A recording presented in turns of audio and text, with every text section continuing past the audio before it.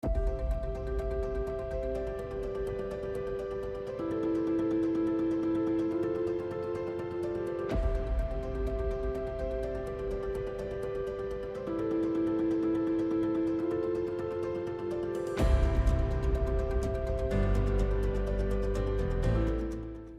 technology has been successful so far in delivering high data rates and high capacity for the mobile customers and for the fixed customers.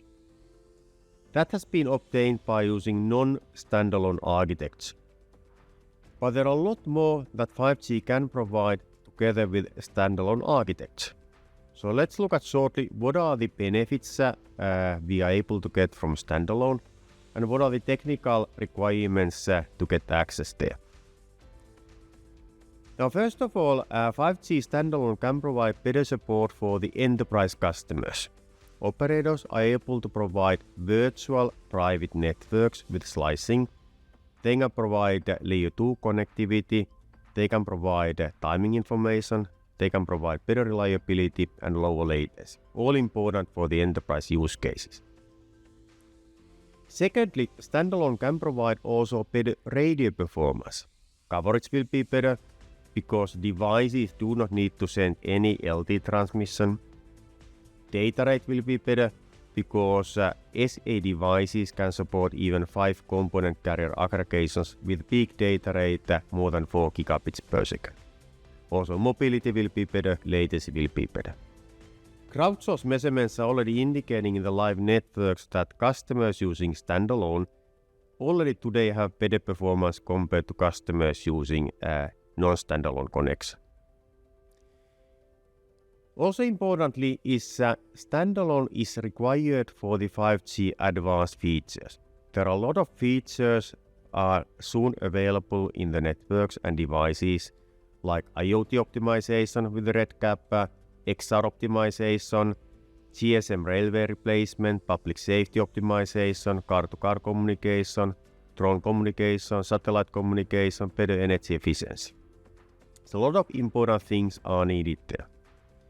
And also finally, standalone can also simplify the network operations. No need for LT 5G code. Now, what do we need to do to get access to all these benefits? We need to have 5G core network, of course, but we also need to have number of technologies in the 5G radio network. Most importantly, our recommendation is to have 2 5G FDD frequencies.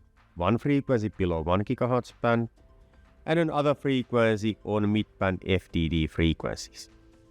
We also need to have the devices activated and also carrier aggregation being activated. And finally, we should not forget that voice service still remains important, which means that we need to have either VoLTE fallback optimization or voice over 5G voice over NR optimization. All this will take time, so therefore it's important that we are starting the standalone deployment already today to be ready to get access to all these nice benefits.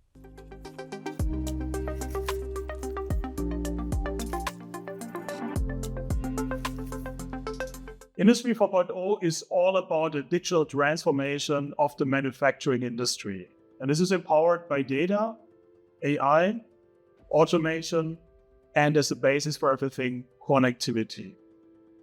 5G will play an increasingly important role in this respect, since it may unlock unprecedented levels of flexibility, productivity, efficiency, and ease of use. So we do not really need 5G for Industry 4.0, but with 5G we can lift it to the next level. However, if we look at the state of play today, the number of factories really running on 5G is still very limited. And of course, you may be wondering, why is that? Now, as usual in life, there are multiple reasons for this. A very important one being that the initial version of 5G, based on release 15, did not provide too much additional value compared to other wireless technologies that we already have in place today, with Wi-Fi certainly being the most relevant and most prominent one. However, the good news is that this is currently changing. And also 5G standalone represents a very important building block in this respect, because only with 5G SA, we get many of the really cool features that can make a significant difference to the industrial domain. So you have to think about things like very low latencies, better support for quality of service, time-sensitive networking, network slicing, and many, many more.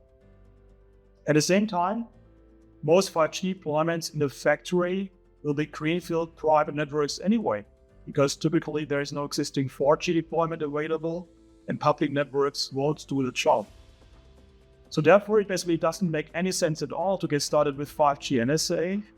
And as 5G SA may lead to a lower complexity and a higher cost efficiency right from the beginning. So therefore, together with the other benefits, the new features, the new functionalities, 5G SA represents the ideal platform for a manufacturer to get started and to unlock the full potential of Industry 4.0. And it's good to see that 5G SA has been maturing over the last couple of years, and together with other important developments, such as the growing device ecosystem that we have, and more compelling service offerings specifically tailored to the needs of the industrial domain, we are now on a very good way to make the original industrial 5G vision become a reality. So certainly it takes a little bit longer than originally expected, that's true. But the important thing is that industrial 5G is coming, and 5G SA has a very important contribution to make in this respect.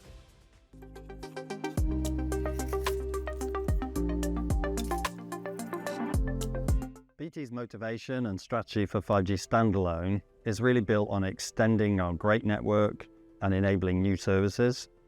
And those new services will be built on top of 5G SA as we roll it out. And that rollout is really enabled by the modernization that we've done in our network as we've rolled out 5G non-standalone. Every radio we've put into the network since we launched 5G is 5G SA capable, and that will enable us to get to 5G SA coverage very quickly as we launch. But that pivot to SA has to be underpinned by really good performance for all our customers, enterprise and consumers. And for that, you need good devices that support 4-carrier aggregation, something we demonstrated with Nokia last year. And that 4-carrier aggregation will give a kind of equivalent service to the service that we deliver in 5G NSA, so that for customers it will feel just as good as the great 5G we already deliver. But the other things that we'll get with 5G Standalone will be improved coverage, in particular for our 700 megahertz band. We'll get the full extent of the coverage of that band, both deep in building and in rural areas. We'll also, if we get the architecture right, or when we get the architecture right, we'll get improved latency for customers. And then we'll also get all of the features that we get with slicing. So what slicing is going to do for us, a number of things. It will give us observability of traffic. We can separate it for different services. It will allow us to do differentiated QoS between different slices, but also, in particular for consumers, something like URSP, but also enterprises, will allow us to do slicing for individual applications, where an application will be able to tell the network what kind of service it wants, which is something we can't really do today. And then we can apply the right level of QoS to give the customer the service that they're trying to achieve. And that will be a big step change for the market in delivering a much better service for our customers. And as we pivot to 5G SA, we think about 5G SA and 5G Advanced and the capabilities we get there as building a platform. And that will give us new capabilities, but also new devices will come with that, RedCap, which we demonstrated with Nokia last year. These new device classes will open up kind of new markets. Things like cameras, where not a camera that's on permanently, because a security camera will want a permanent uplink, but what RedCap will do, low power, lower cost devices, intermittent cameras for security reasons that might get triggered by a security sensor would be one place. And cameras, they all need a really good uplink. And there's a whole bunch of features that come with 5G Advanced that improve the uplink. And as you migrate to SA, you will refarm carriers in the FDD bands, and that will give you much better uplink performance. It's particularly important for BT. We have some great FDD bands that will be able to do carrier aggregation in the uplink and get really good performance for all of these new services that enterprise want. Also from 5G SA, and which is also really important to BT, is what we do with private networks in 5G Standalone. And some of the enhancements there, where we can put a user plane function on premise for a customer, allow them to have the data sovereignty they want, But then using slicing in the wide area network, we can recreate that service that they have on-premise for all of the efficiencies that they're delivering through digitalization in their enterprise. They'll be able to take that as they move around the wide area network in our macro network, because we'll deliver this private network service within the macro network using slicing. I think that would be a big enabler for unlocking efficiencies in enterprises that they can get from us.